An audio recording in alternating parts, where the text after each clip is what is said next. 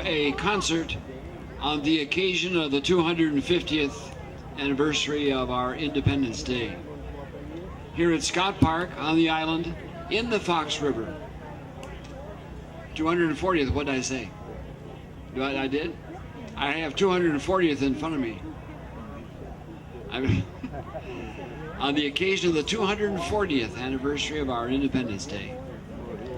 We're going to open our concert with the playing of the Star Spangled Banner. Would you please stand and join us in the playing of our national anthem?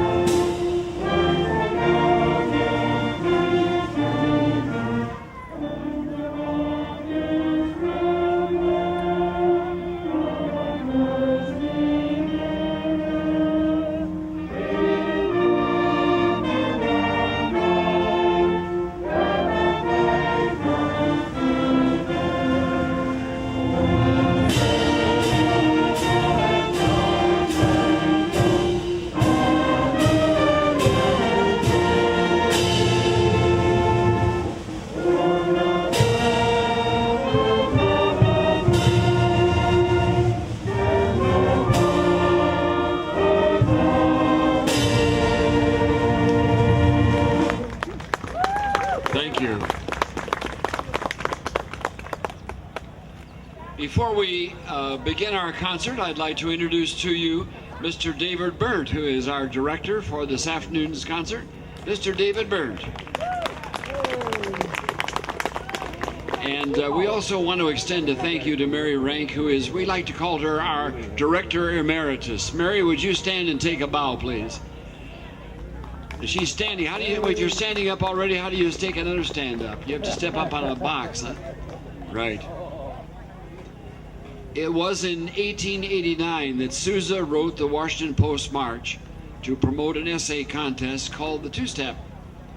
This was this march was sponsored by the Washington Post, and it quickly became popular in America and in Europe as a two-step.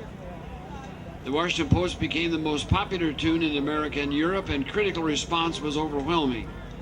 A British band journalist remarked that since Johann Strauss Jr. was called the Waltz King, that the American bandmaster Sousa should be called the March King. With this, Sousa's glorious title was coined and has remained ever since.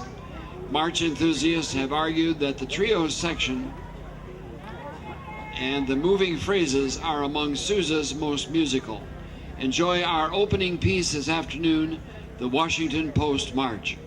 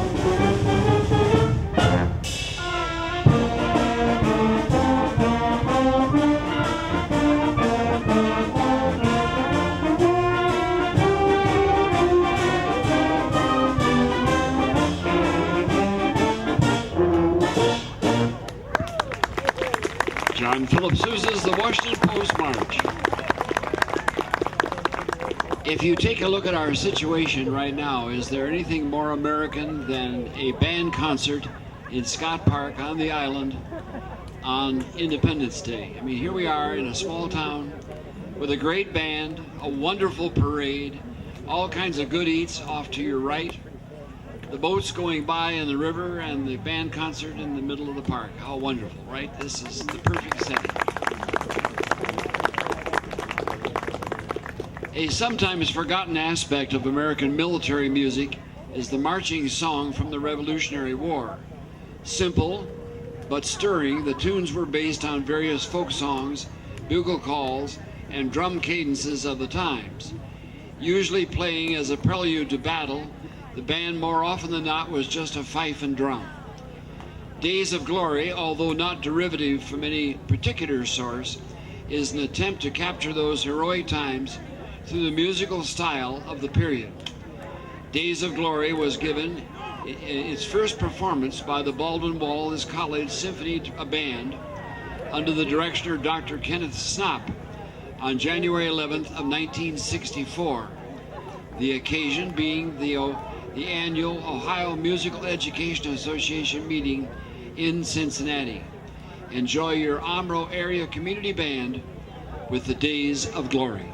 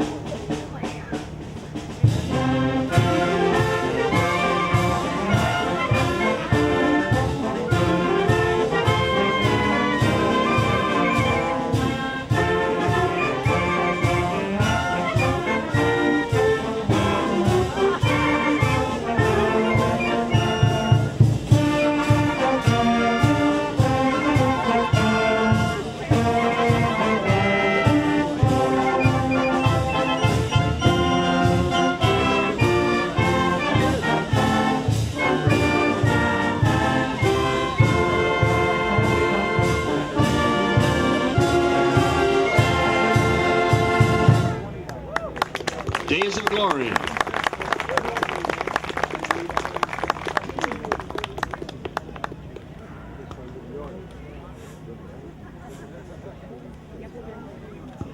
We're going to have a little fun at this point. First of all, could I ask all the toms in this band to please stand up? Let's see, how many? There's one there, and there's one there, and isn't there one up here someplace? No, and there's one here. Last time we had a practice, we had four toms. Okay, well, could we ask three of the toms to sit down and leave one of them standing in the back row? That guy with that great big brass toilet back there. You notice that? That's Tom Farvor, a great bass player. He's from Ripon, does a wonderful job on the bass.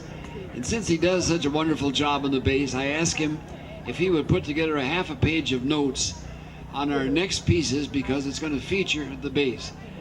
And so this is what he wrote for us. This is a time to have some fun. When you hear a march, you hear the melody or the tune played by the upper voice instruments. Mid-range voices provide the accompaniment chords, and to the lower voices goes the thankless task of maintaining the beat to keep the time in order. That was changed when the composer G.H. Huffine generated what you are about to hear. The lower winds are allowed to stand out.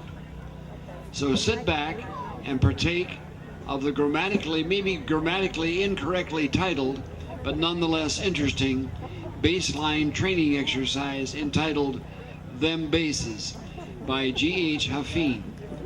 Troops, stand and raise your weapons. That's from Tom Farvor. I like that. Okay, here are all the bass instruments of the band. Enjoy, this is fun.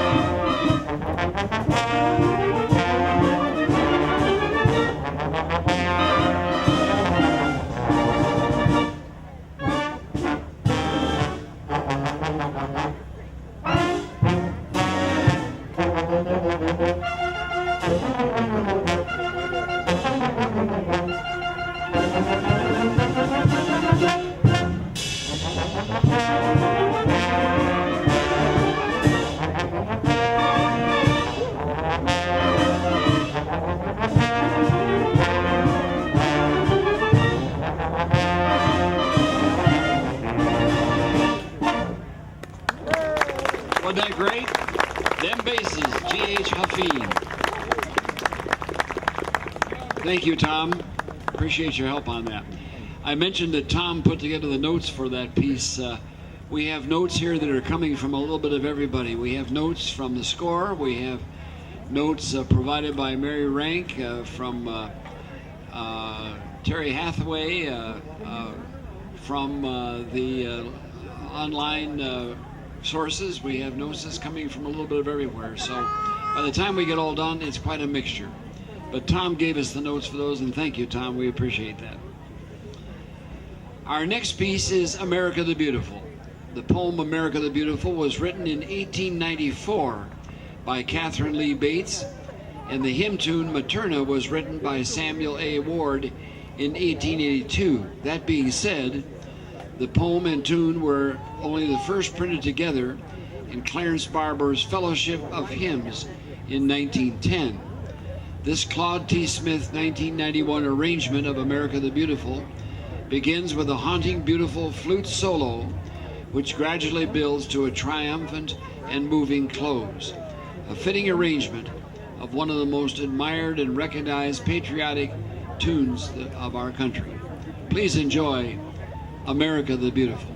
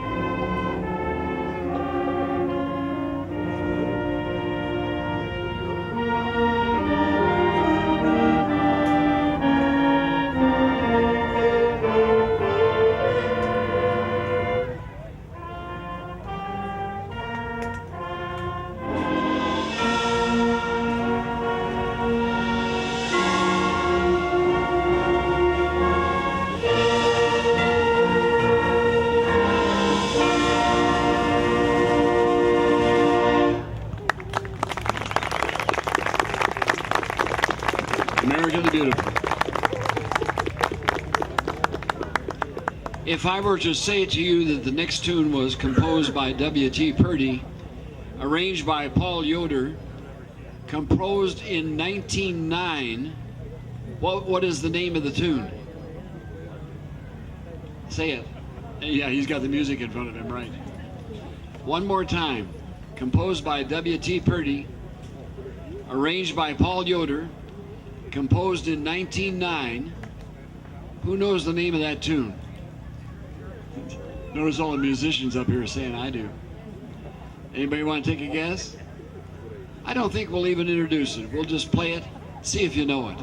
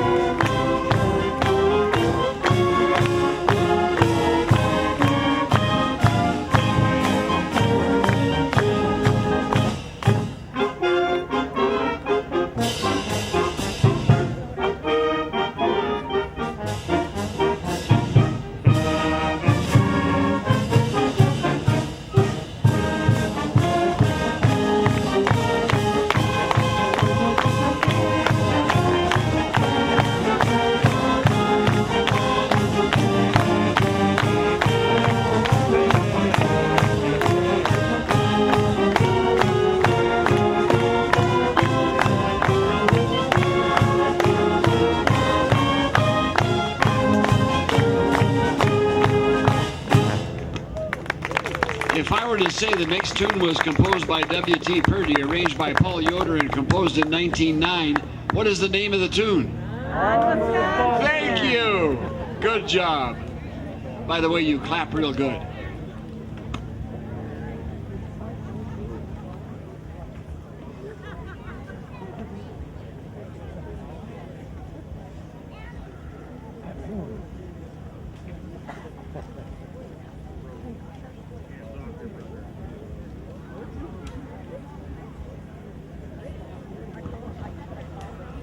American River Songs is based on traditional composed music of an earlier time when the rivers and waterways were the lifelines of a growing nation. The piece starts with a rousing setting of Down the River, followed by an expansive and dramatic Shenandoah, or Across the Wide Missouri as it's sometimes called. After a brief transition, the brass band is heard playing a version of Stephen Foster's The Glendy Burke. As the Glendy Burke moves along, a second tune is introduced based on a Creole tune that probably originated in the Louisiana Delta region. The Creole Bamboula theme is marked by an incessant, syncopated ragtime rhythm to bring American River Songs to a foot-stomping close. Born in West Allis and raised in Sturgeon Bay, composer Pierre LaPlante retired from teaching elementary and instrumental music in 2001. He lives in Oregon, Wisconsin, which is in the Madison area, and is an active musician, adjudicator, and composer in the Madison area. Enjoy a medley of tunes entitled American River Songs.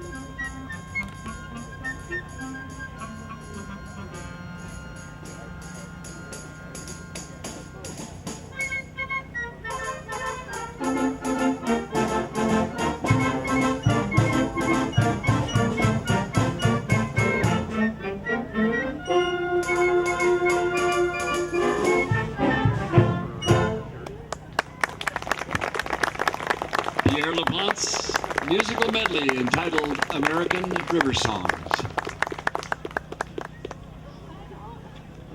John Philip Sousa wrote the Liberty Bell March in 1893, intending it to be a part of an incomplete operetta titled The Devil's Deputy.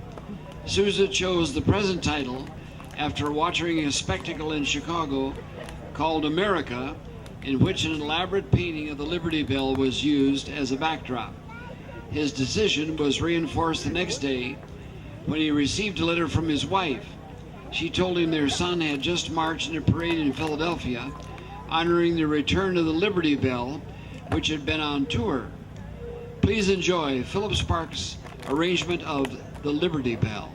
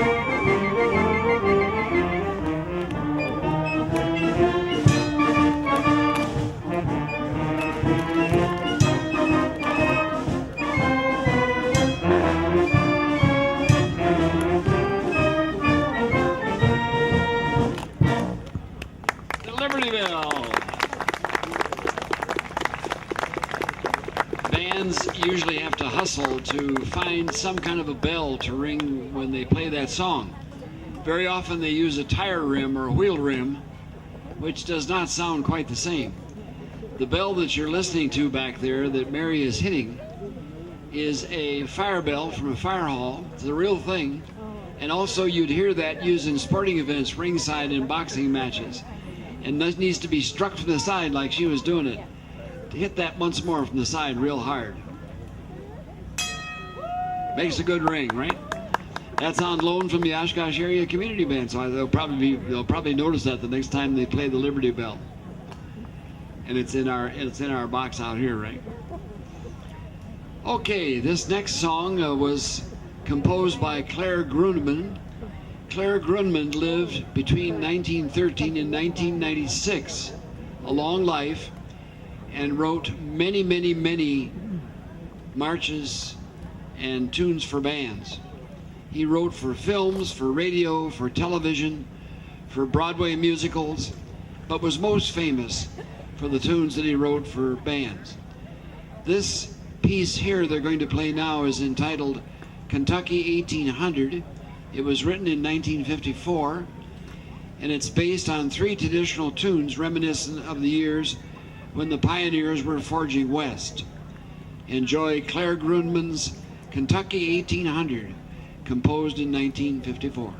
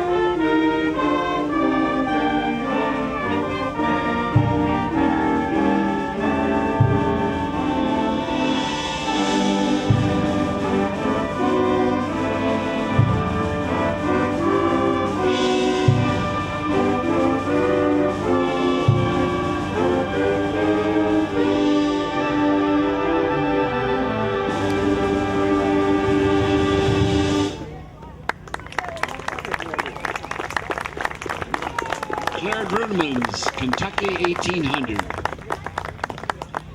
No program on Independence Day would be complete without recognizing our servicemen and women. We try to include a different service piece each time. This one is a very short one and recognizes the Navy, the Army, the Marines, and the Air Force. We also will add a recognition at the end of this for all of the others who have served in other branches of the service. So if you'll follow along, we will announce each one as it approaches. The first one will be the U.S. Navy. We'll call upon our director, David Burt, to direct us in a piece entitled The Armed Forces on Parade, a Service Medley.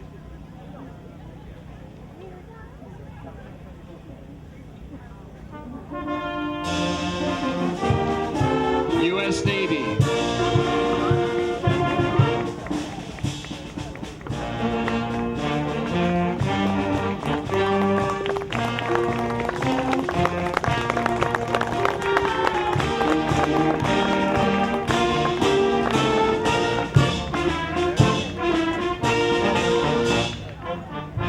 U.S. Army, U.S. Army.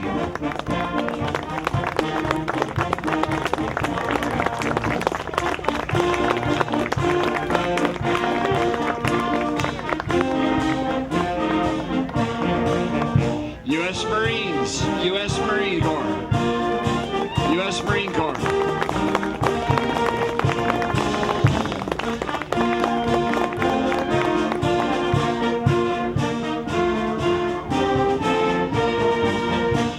U.S. Air Force, U.S. Air Force.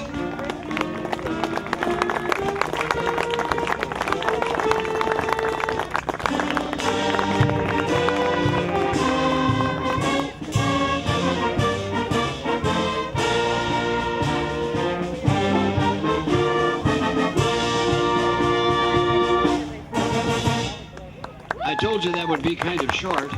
May we ask all of our people, I'm standing on my microphone cable here. May I ask all of you who have served in the military, in any branch of the service, or Merchant Marines, Coast Guard, would you please stand at your place? And may I ask the band people as well, those who have served in the military, would you please stand and would you please recognize these folks? We thank you for your service to our country.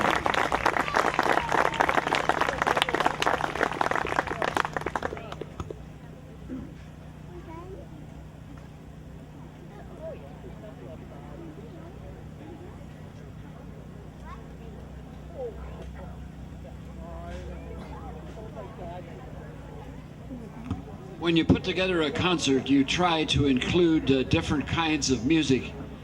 And so this next one is a different thing than you've been hearing today. It's entitled The Dixieland Rag. Composer Grant Hull was born in Ely, Nevada in 1928. After earning his master's in music with specialty in composition, he taught junior high and high school bands in Stockton, California.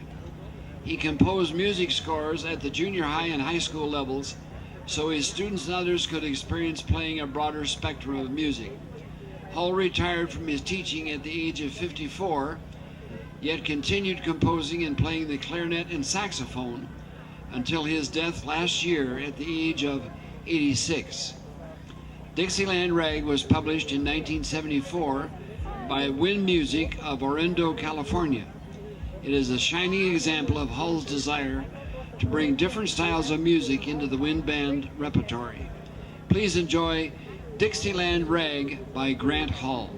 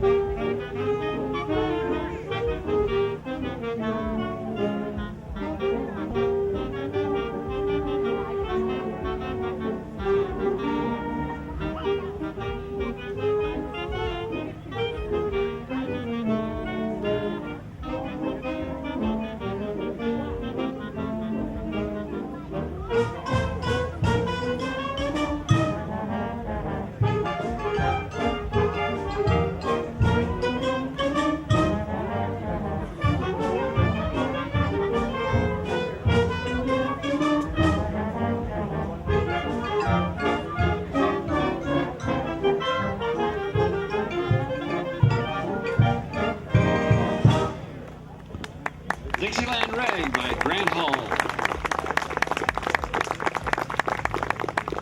When we put this program together for you, we try to get all kinds of variety in the music. Some pieces we repeat because they're appropriate for Independence Day. Other pieces we try to give you a new one. This is the one we like to repeat because it's a lively, upbeat piece. And if you want to dance out in the middle of the green, please feel pretty free to do so. And if you just happen to have a parasol with you, please enjoy When the Saints Go Marching In.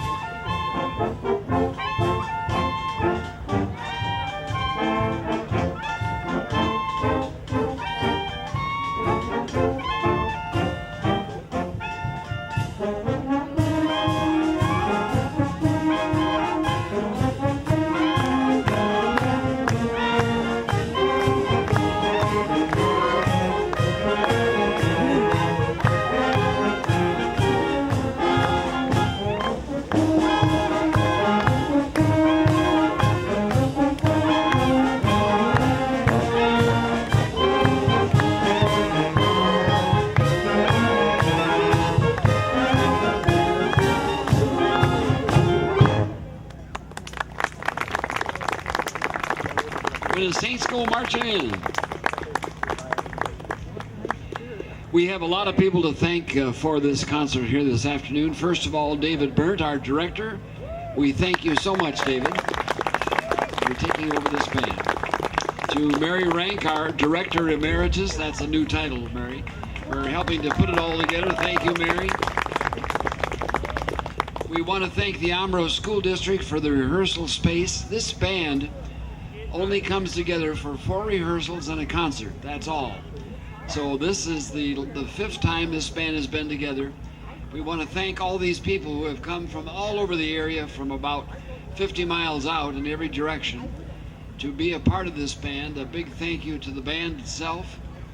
We want to thank the Omro School District not only for the space for rehearsal, but also the loan of a number of different instruments. A lot of you see that back in the percussion section is on loan from the school, the chimes and other pieces that.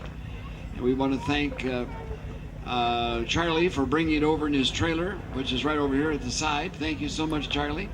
That's the guy with the hat. What?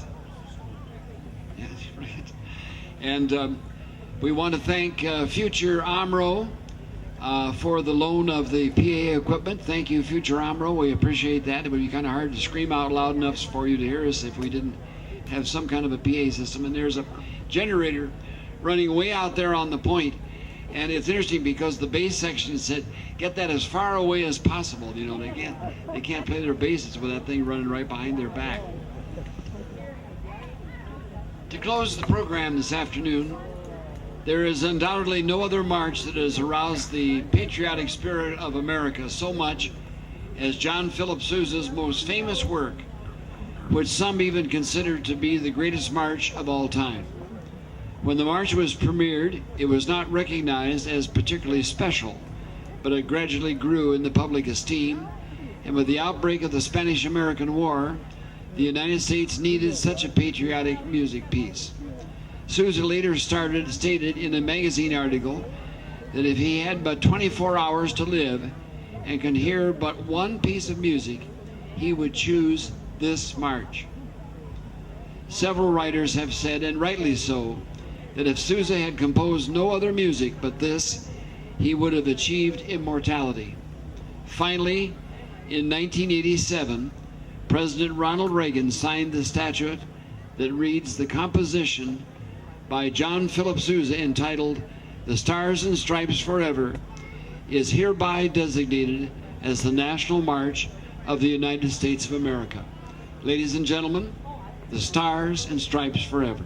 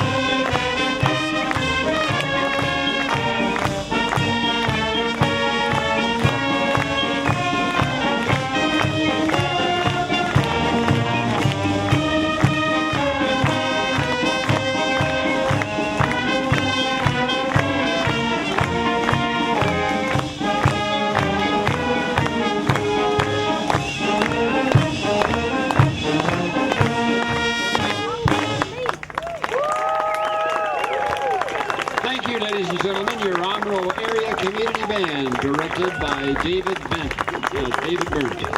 Almost in the name of it. Please look for a replay of this on local cable. Our cameraman back there is taking our picture, and so you should look for a replay for this on Time Warner or Charter Cable. Thank you so much for coming. We appreciate your being here today. Please look forward to seeing us next Independence Day on the island here at Scott Park. On the island, right. Thank you much.